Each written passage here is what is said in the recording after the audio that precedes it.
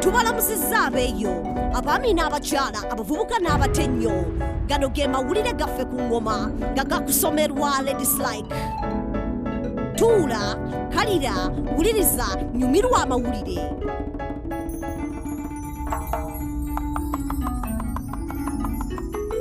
Tanzania yeekoledde erinnya mu kulwanyisa obuli bw'enguzi. Obadde okimanyi nti mu nsonga y'omwenkanonkano be basinga John Magufuli yawangula ebitundu 58 ku buli 100. Abakyala bo baamulondera ddala era yali amuvuganya ne bamufiisiza ddala. Samia Suluhu Hassan wetwogerera kati ye mumyuka w'omukulembeze mu Tanzania.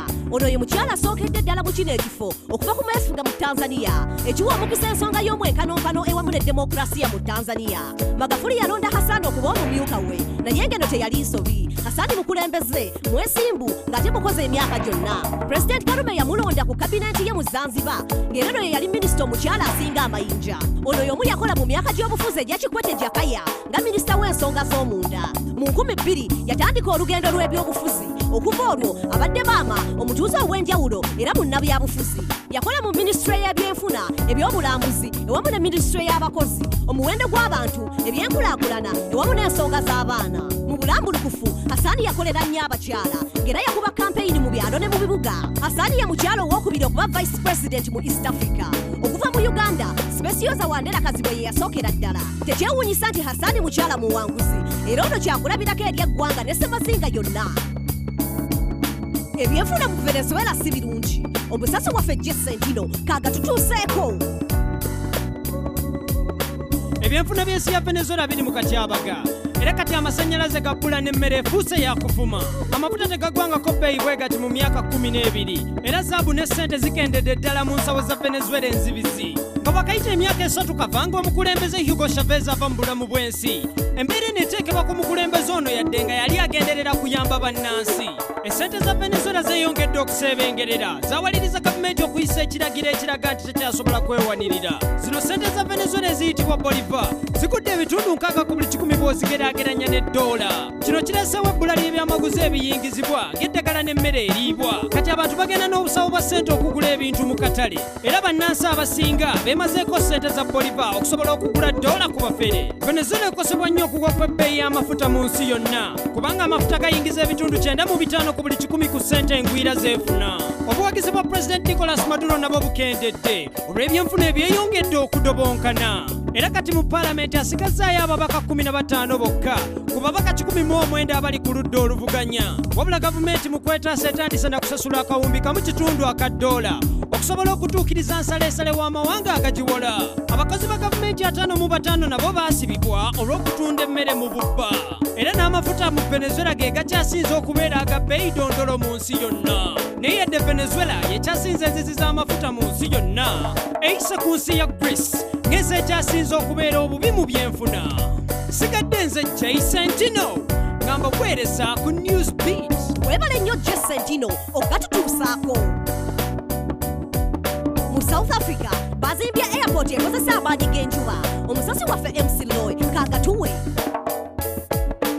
South Africa eguddewo airport ng'eno ekozesa amasannyalaze g'enjuba. Guno omusana gwa bwereere ekintu ekijja okuyamba ebyentambula mu bbanga. Kino kijja kukendeeza ebitundu 4 ku buli 10 ebyetaaga amasannyalaze era mu myaka egijja omusana ky'ekintu airport eno kijja okusingira ddala okwetaaga. Zipande ez'amaanyi zijja kwetaagibwa okusika n'okuterekanga amaanyi g'enjuba. Gavumenti eyagaliza airport 9 mu South Africa okukyegattako era nga kino kibalirwamu akakadde kamu aka $1 ekimalawo omuwendo omusaamusaamu ng'ate amasannyalaze mangi agavaamu ekintu ekijja okukendeeza enkozesa y'amafuta. Omukolo guno minisita w'ebyentambula teyagusubwa bw'atyo nayozayoza bayinginiya olw'eddimu eddene lino. Africa efuddeyo nnyo ku byenkyukakyuka by'obudde. Morocco yo erina ekkolero ly'amasannyalaze g'enjuba erisinga obunene. Eno airport egikakkalabizza ku maanyi g'enjuba yesookedde ddala ku Ssemazinga Africa. Ensonga y'obulamu erifa ababeera mu nsi ezirimu omusana era nga tonneevuma bbugumu jjukira nti omusana gusobola okukuwa amasannyalaze ewamu n'emmere ey'okulya. Sigadde nze MC Loy ngamba weereza ku Newsbeat. Weebale nnyo MC Loy naako gatutuusaako.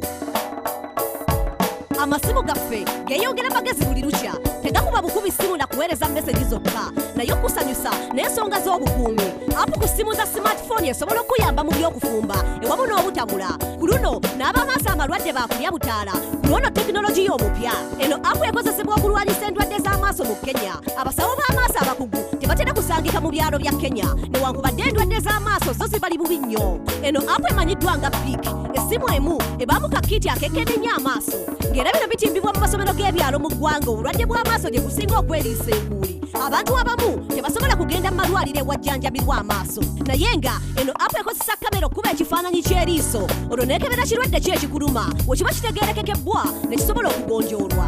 Oluvannyuma omuntu asindikibwa mu ddwaliro ly'amaaso erimu ly'okumpi nga bw'atyajjanjabwa okusinziira ku apu y'essimu bw'egamba. Newankubadde abantu 80 ku buli 100 mu Trans Nzoia abalwadde b'amaaso bingi ebirwaza amaaso ebisobola okwewalwa. Twebaza ono tekinologi y'omusufu ku Ssemazinga nga bwe kimanyiddwa ti gwe walabyeko ye mwana.